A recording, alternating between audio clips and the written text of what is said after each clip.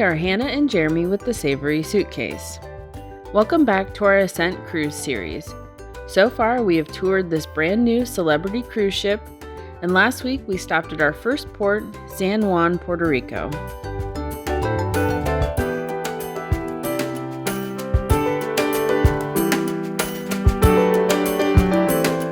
If you haven't seen that video, plan on watching that one next.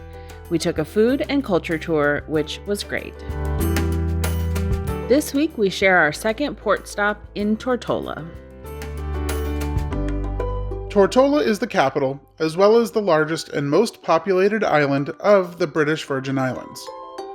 The island is under the British flag, and, like the British, they drive on the left side of the road. Many cars are right-handed driving vehicles, but more on that later. Unlike the British, they do use the US dollar as currency due to the proximity to the US Virgin Islands and Puerto Rico.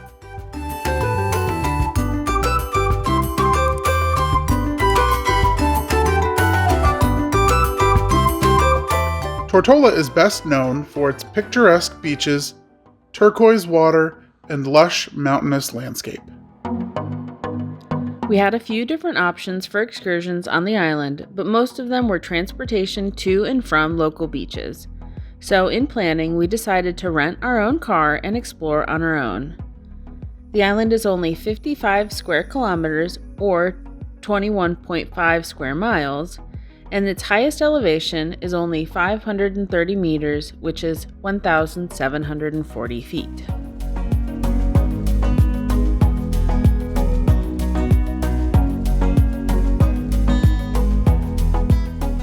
I reserved our rental car a few months in advance and made sure to book at the port location, which was located in the shops within walking distance from the ship. The rental car was about $100 for the day. We did use a credit card and declined the additional insurance using the insurance provided by our credit card, and so they held an additional $1,000 deposit, which came off of the card a few days after we got home. So just something to keep in mind when you're planning. Originally, we had booked an SUV. However, the car available was a minivan, which is pretty comparable, I guess. I had read reviews that said some people were turned away even after having a reservation, so I was just glad for anything to be available. Thank you. Yes, sir. Thank you. The air conditioning did not work, and the van had certainly seen better days, but we just rolled the windows down and went with it.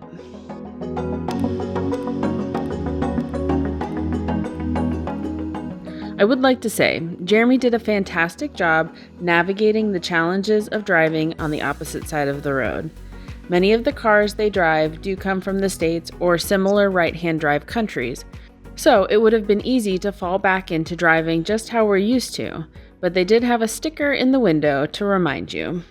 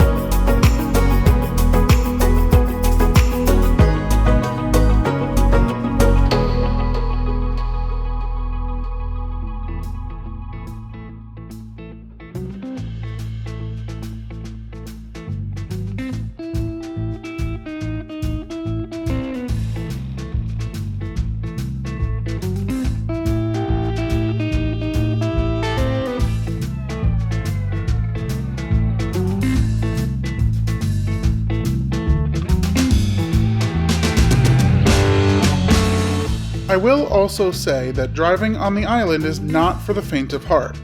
If you're a timid driver at all, this may be difficult. Many of the mountain roads were pretty tight with blind curves. But if we could make it through driving in Costa Rica, we could make it through anything.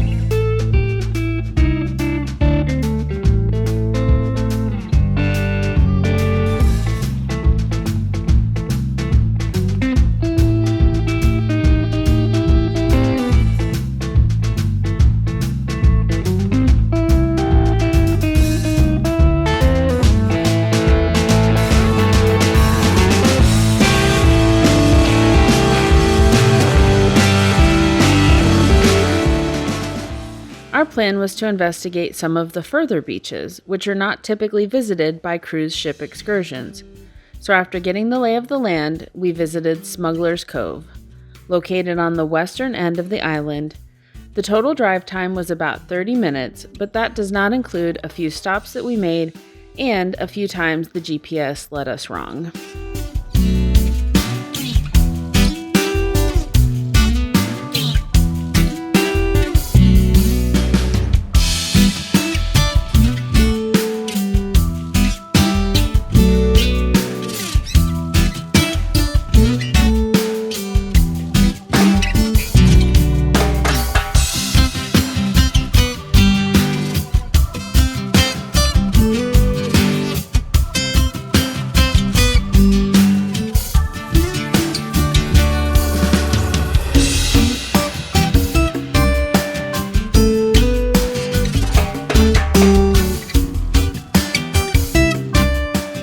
Despite being a cove, the water was still quite rough, and we would really only recommend swimming here if you are a very strong swimmer. There was not as much to see with the snorkel, but the water was very clear, so maybe we just didn't go out far enough.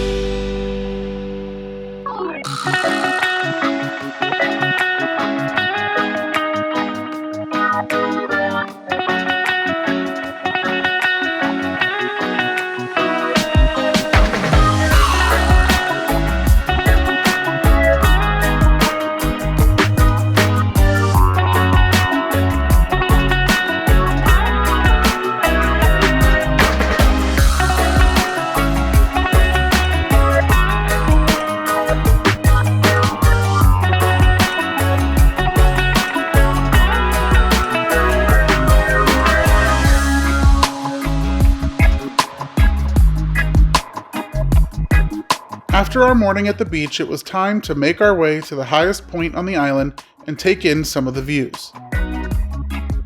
Although we were not prepared to hike the trails up to the top of Sage Mountain, we did find that the Mountain View Cafe did live up to its name, with some pretty epic views.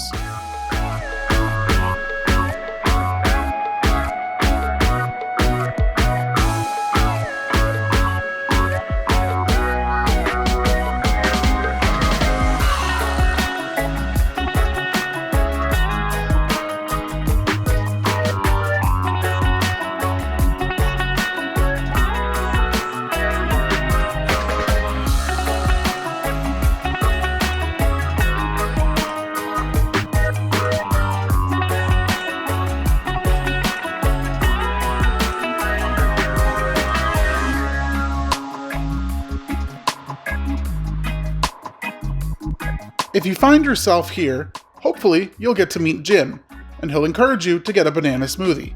He is not wrong. Listen to Jim. We also got the shrimp and conch fritters for lunch.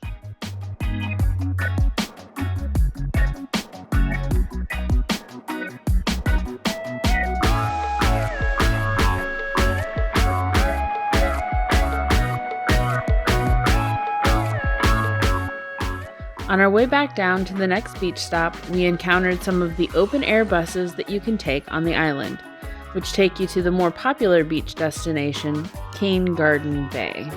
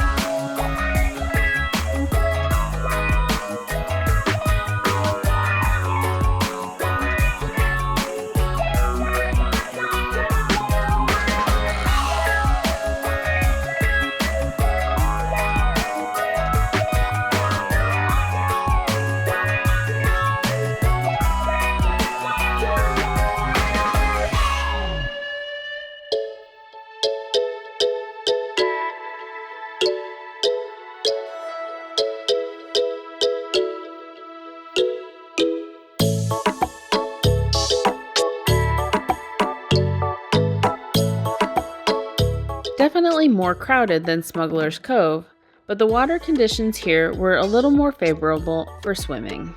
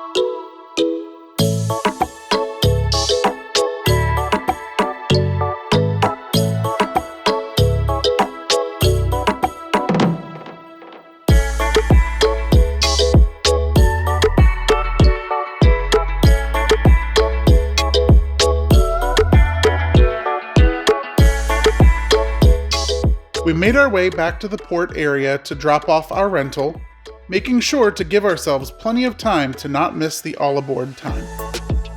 This route took us back over the center of the island, across a few more tight turns and steep hills, but we did appreciate the awesome views one last time.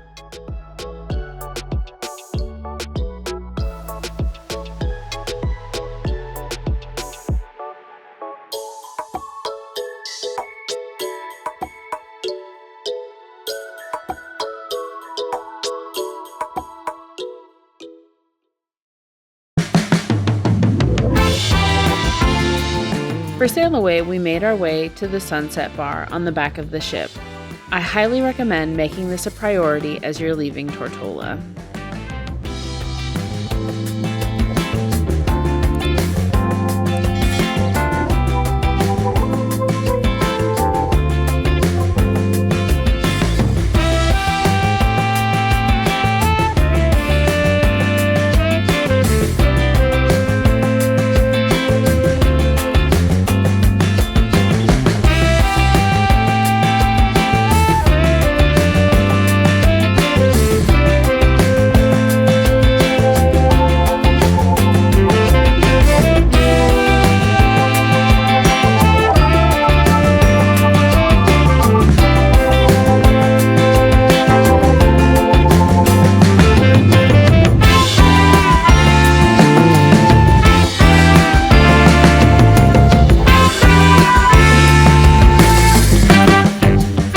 Next week, we make our final port stop in St. Kitts and ride the scenic railway.